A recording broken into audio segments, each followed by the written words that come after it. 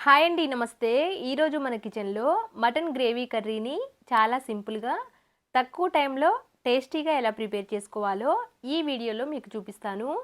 ఇలా ప్రిపేర్ చేసిన ఈ మటన్ కర్రీని బగారా రైస్‌తో తీసుకుంటే చాలా రుచిగా ఉంటుందండి. ఇక్కడ నేను మటన్ కూరని కుక్కర్‌లో ప్రిపేర్ చేస్తున్నాను. తగినంత నూనెని వేయాలి. నూనె వేడైన తర్వాత కొంచెం షాజీరా వేస్తున్నాను. నెక్స్ట్ సన్నగా కట్ చేసి పెట్టుకున్న పచ్చిమిర్చి ముక్కలు, అలాగే కొంచెం పుదీనా వేశాను. ఒకసారి కలిపిన తర్వాత ఇప్పుడు సన్నగా కట్ చేసి పెట్టుకున్న ఉల్లిపాయ ముక్కలు వేస్తున్నాను. మటన్ కూరలో గ్రేవీ ఎక్కువ ఉండాలి అన్నా, చిక్కగా ఉండాలి అన్నా ఉల్లిపాయ ముక్కల్ని వీలైనంత సన్నగా కట్ చేసి ఎక్కువ తీసుకోవాలి. అప్పుడే మటన్ కూర చాలా రుచిగా ఉంటుందండి. గ్రేవీ కూడా ఎక్కువ వస్తుంది. ఇక్కడ వీడియోలో చూపిస్తున్న విధంగా ఒకసారి కలిపిన తర్వాత కొంచెం ఉప్పుని, కొంచెం పసుపుని, నెక్స్ట్ ఫ్రెష్‌గా దంచి పెట్టుకున్న అల్లం వెల్లుల్లి పేస్ట్‌ని వేశాను. మటన్ కూర ఎప్పుడు ప్రిపేర్ చేసినా కానీ ఫ్రెష్‌గా దంచి పెట్టుకున్న అల్లం వెల్లుల్లి పేస్ట్ వేస్తే కూరకి మంచి రుచి వస్తుంది. ఇలా వేసేసి అంతా కూడా ఒకసారి కలిపి మూత పెట్టి ఈ ఉల్లిపాయ ముక్కల్ని ఒక 4, 5 నిమిషాల పాటు చక్కగా మగ్గించాలి. ఒక 4, 5 నిమిషాల తర్వాత మళ్ళీ ఒకసారి కలిపేస్తున్నాను. ఇలా కలిపి నెక్స్ట్ ఇప్పుడు గ్యాస్‌ని లో ఫ్లేమ్‌లో పెట్టి మటన్ వేస్తున్నాను. ఇక్కడ నేను 1 కేజీ వరకు మటన్‌ని తీసుకున్నాను. ముందుగానే శుభ్రంగా కడిగి పక్కన పెట్టాను. ఆ మటన్ వేసేసి మళ్ళీ ఒకసారి కలిపేసేయాలి. ఇలా కలిపిన తర్వాత మటన్‌లో నుంచి నీళ్లు ఊరి చక్కగా ఉడికించాలి. నీళ్ళేమి వేయకూడదు. ఇలా కలిపి మూత పెట్టాము అంటే నీళ్లు ఊరుతాయి కదా! ఆ నీళ్లతోనే మటన్ ముక్కల్ని చక్కగా ఉడికించాలి. ఈ మటన్ ముక్కలు ఉడికేలోపు నెక్స్ట్ స్టవ్ మీద మరొక పాత్రని పెట్టేస్తున్నాను. వీటిలోకి కొంచెం మసాలా దినుసులు వేసేయాలి.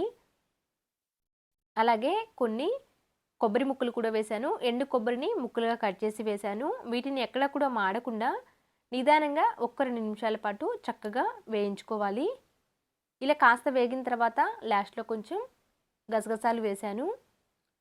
గసగసాలు వేసి కాస్త చిటపటలాడే వరకు వేయించుకొని ఇప్పుడు స్టవ్ ఆఫ్ చేసేసి పక్కన పెట్టి ఈ మసాలా దినుసుల్ని పూర్తిగా చల్లారనివ్వాలి. ఆ తర్వాత మిక్సీ జార్‌లో వేసి మెత్తగా పొడి పట్టాలి. ఇప్పుడు వీటిలోకి కొంచెం నీళ్లు వేసి ఒక పెద్ద టమాటాని, పండిన టమాటాని తీసుకొని ముక్కలుగా కట్ చేసి ఈ మసాలా పొడిలో వేసి మెత్తగా పేస్ట్ పట్టుకోవాలి. ఈ మసాలా పేస్ట్ వల్ల కర్రీకి మంచి రుచి వస్తుంది. అలాగే గ్రేవీ కూడా చిక్కగా ఉంటుంది. ఇలా పేస్ట్ పట్టిన తర్వాత పక్కన పెట్టేసి నెక్స్ట్ ఇప్పుడు ముందుగానే స్టవ్ మీద పెట్టిన మటన్ కూడా చక్కగా ఉడుకుంటుంది చూడండి. ఇలా నీళ్లు ఊరి చక్కగా ఉడకాలి. మధ్య మధ్యలో కలుపుకుంటూ ఉండాలండి అడుగంటకుండా. ఇలా ఒకసారి కలిపిన తర్వాత లాస్ట్‌లో ఇప్పుడు మనం ముందుగా మిక్సీ పట్టిన పేస్ట్ వేస్తున్నాను. మటన్‌లో నీళ్లు ఎక్కువ ఊరుతాయి కదా! ఎక్కువ నీళ్లు ఉన్నప్పుడు వేయొద్దు. ఇలా ఆల్మోస్ట్ ఎగిరిపోవాలి. లాస్ట్‌లో కొంచెం నీళ్లు ఉన్నప్పుడు మాత్రమే ఇలా పేస్ట్‌ని అలాగే కారంని కూడా వేసేయాలి.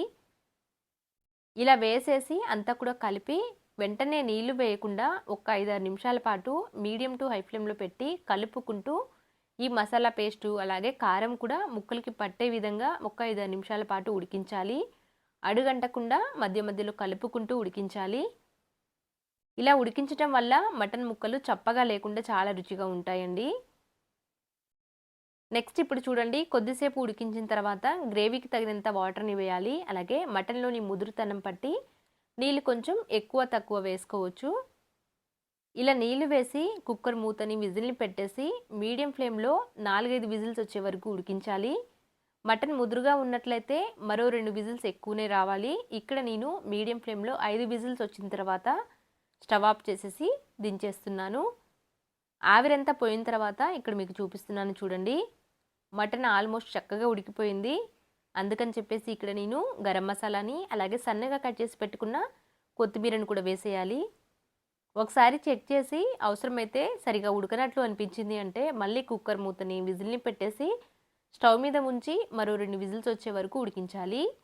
ఈ మాత్రం గ్రేవీ ఉన్నప్పుడు స్టవ్ ఆఫ్ చేసాము అంటే చల్లారిన తర్వాత మరి కాస్త చిక్కబడుతుంది. కాబట్టి ఈ స్టేజ్‌లోనే స్టవ్ ఆఫ్ చేశాను.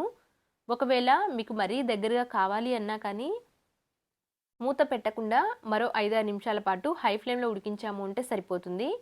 ఇక్కడ చూడండి మటన్ ముక్కలు కూడా చక్కగా ఉడికిపోయాయి.